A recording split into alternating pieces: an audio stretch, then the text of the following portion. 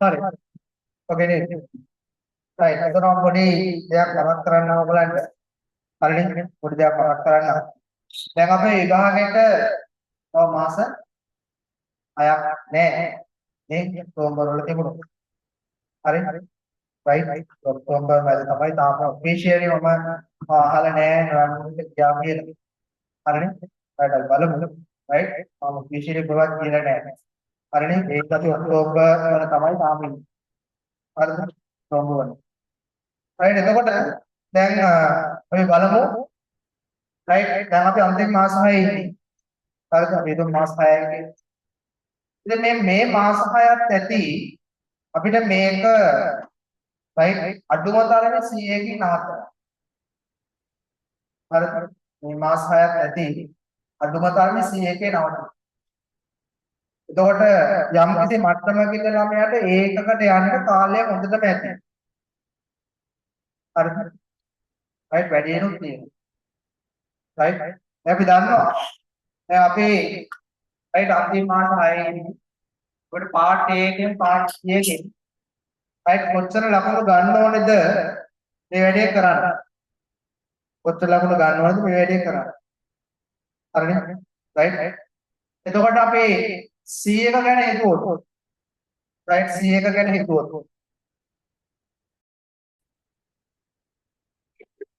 ඔකේ නේද? එතකොට දැන් මේ අන්තිම මාස 6 ළමයි උනන්දු වුණා නම් හරිනේ?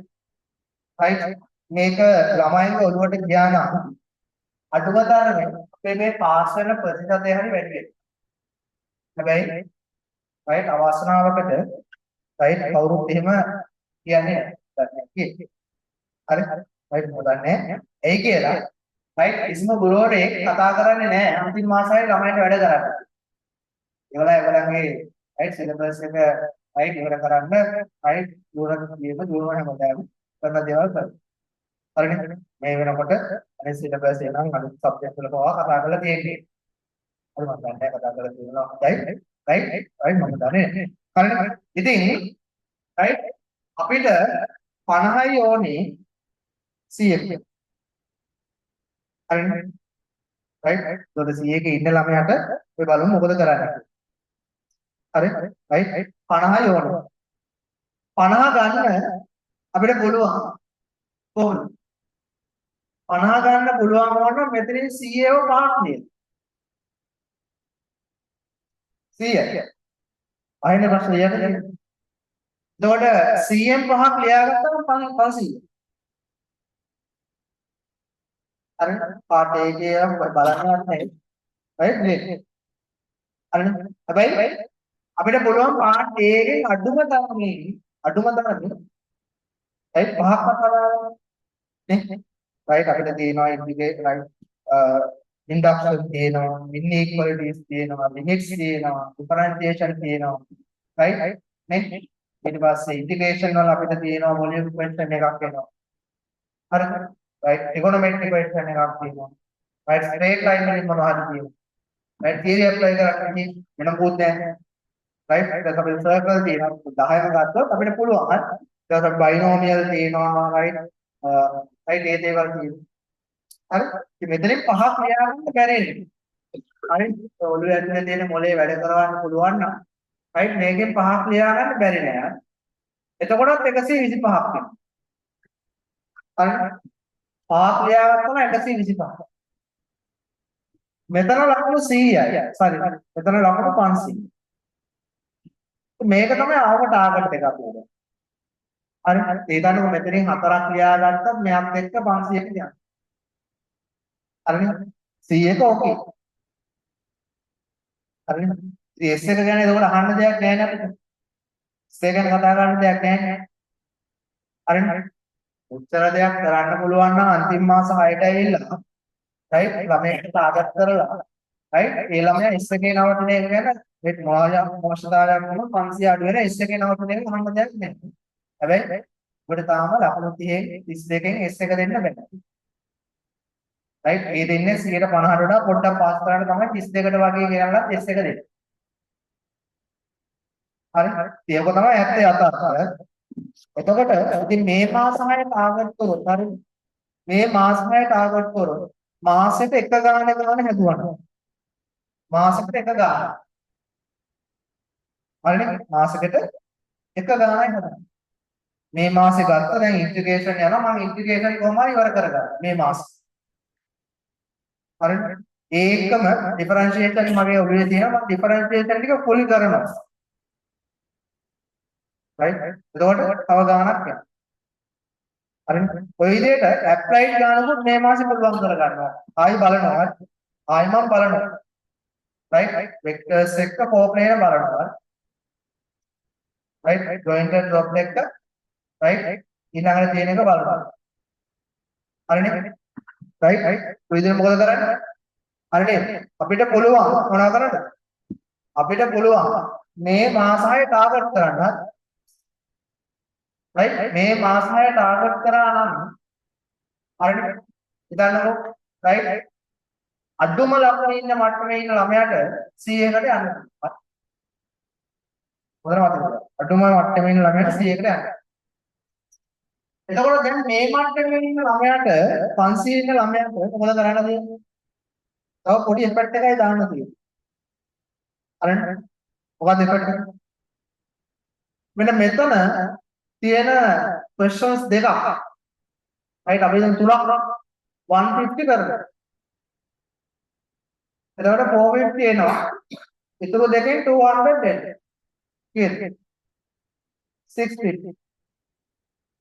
හරි.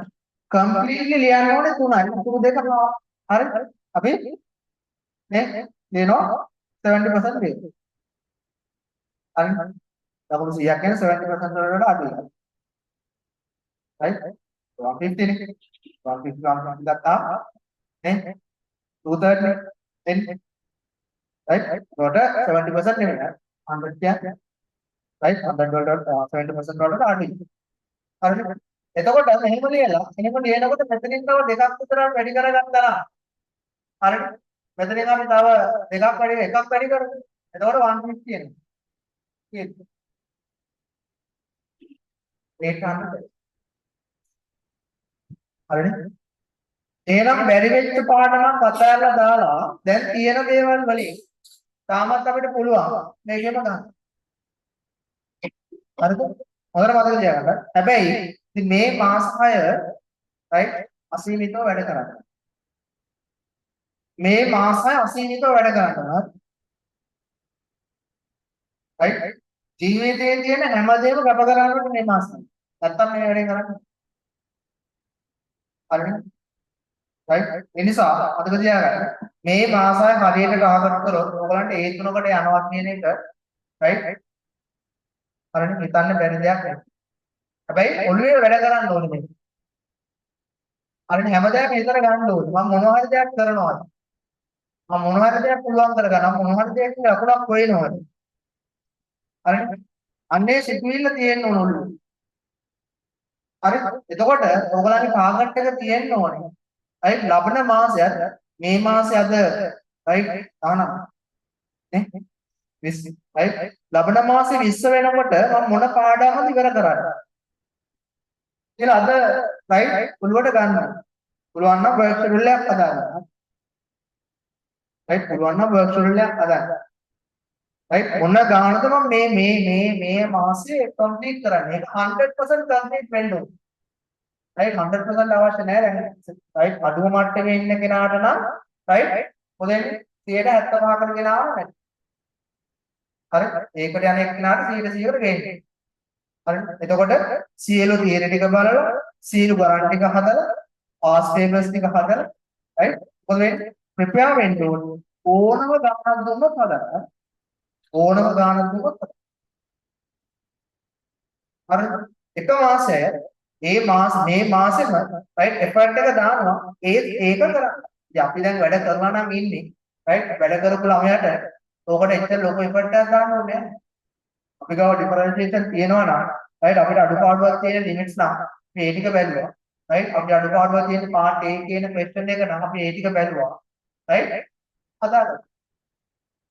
හරිනේ? රයිට් ඒ නිසා මතක තියාගන්න මේ මාස 6 ප්ලෑන් කරන්න. අනිත් සබ්ජෙක්ටුත් එහෙමයි. හරිනේ අනිත් සබ්ජෙක්ට් එනවා. හරිද ප්ලෑන් කරනවා. අපි ගිහින් බලන්න ඒක කොහොමද මම ඒකකට යන්නේ මොකද්ද මම 100කට යන්න කරන්න ඕනේ. ඒක තමයි මුල්ම කරන්න. right? හරිනේ 100කට ආවට පස්සේ අන්තිම මාස දෙකක් ඇද්ද අපිට ඒකට යන්න. හරිනේ. ඇයි අනිත් ඒවාල 100ක දෙන්නේ 55න් 55 දැන් 65ට 100යි 65 දැන් 75ට 100යි. එහෙනම් පොඩි දේවල් ටිකක් වෙනස් කරන්න තියෙනවා. අනිත් සබ්ජෙක්ට් එකේ MCQ තමයි වැදගත් කරන්නේ. මොකද මතක තියාගන්න. MCQ නම් කරන්න ඕනේ. හරිද? MCQ කරලා right MCQ පේපර් එකෙන් තමයි MCQ ගොඩ දාන්නේ. MCQ පේපර් එක කරලා ඒක ගොඩ දානකොට සෙකන්ඩ් එක ගොඩ යනවා. මතක තියාගන්න. සෙකන්ඩ් එකෙන් MCQ හදන්න බෑ. MCQ එකෙන් පුළුවන් මුළු සබ්ජෙක්ට් එකම හදන්න. හරිද? right ඒ හින්දා MCQ තමයි MCQ හොඳට කරලා MCQ වරදින හැම එකකටම self right revision එකක් ගන්න එක. ඇයි වැරදුනේ මොකද්ද තියරම් එක හරිද ඒක ඔක්කොම ලියන්න. සමරයිස් කරන්න මේ question එක. මේ question එක expand කරන්න බලන්න. හරිද? right අද කියනවා අද කියනකොට පටන් ගන්න. right අද කියනකොට පටන් ගන්න. හරි? right කරලා තියෙනවා නම් හොඳයි. right මොකද කරන්නේ? වරදින MCQ එක හොයලා right ඒකේ තියෙන තේජ එක ඇයි මේක මට බැරි වුණේ මේක කොහොමද මම හදන්නේ? right ඔය ඔක්කොම සමරයිස් කරන්න. right ඒක පුළුවන් වුණා. question එකට question එකක් හදන්න. question එක ඇතුලේ තියෙන answers වලින් අරගෙන තව question එකක් හදන්න. right chemistry වල හරි right ICT වල right හිතන්න. එතකොට මොකද වෙන්නේ? ඒක ඇතුලේ තියෙන expand වෙනවා. ඒක ඇතුලේ තියෙන expand වෙනවා කියන්නේ සමහරක් පිට අපි දන්නේ නැතුව අපේ A level paper එකේ තියෙන ගණන් ටිකක් අපි හොයලා ඉවරයි. MCQ ටිකක් හදාගෙන ඉවරයි. හරිද? right කරන්න පුළුවන්. මම කරා. මම වගේ එක්ස්පීරියන්ස් එක තියෙන නිසා මම කියන්නේ. හරිද? ඕකෙන් තමයි right MCQ ටික ගොඩ දාන්න. MCQ ගොඩ යනවා කියන්නේ සෙකන්ඩ් ඩේ ගොඩ යනවා. හරිද? ඒන මතක තියාගන්න. right මේ වැඩේ දැන් ඔළුවට එන්නේ. අනවශ්‍ය දේවල් අතාරින්න. right අනවශ්‍ය දේවල් ඕගොල්ලන් ගන්න. right ඒවා මේ ටිකේ right ඕගොල්ලන්ගේ ඔළුවේ තියාගෙන මේ වැඩේ කරන්න බෑ. හරිද? ඒන සියලු දේ අතහැරලා දාලා right මේකට බහින්න. මොකද මේකෙන් ගොඩ ගියොත් right ඔයාගේ අනාගතේ ගොඩ යන්නේ.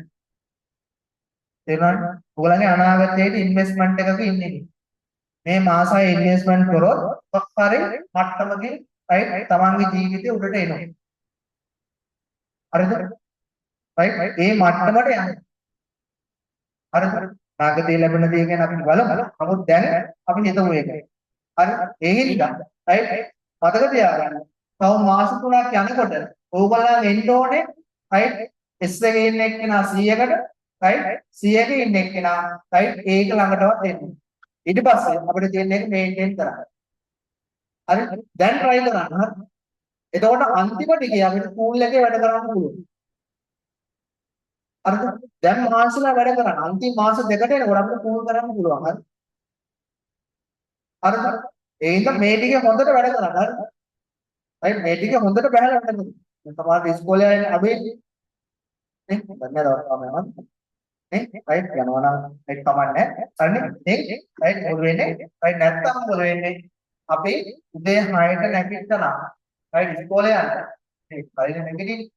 හරිනේ? right ගෙදර ඉන්න දවසක මොකද වෙන්න ඕනේ? ඒ නැගිටින වෙලාවට නැගිටලා අර ඉස්කෝලේ ටයිම් එකේ ෆුල් වැඩ කරන්න ඕනේ. හරිද? ෆ්‍රී දවසක් ආවම right හොලිඩේ එකක් ආවම නිකන් ඉන්න බෑ. අපි අර ගැම්මෙන්ම නැගිටලා ඒ වැඩ ටික කරන්න ඕනේ. right පැය 5ක් නිදාගත්ත මැති දැන්. හරිද?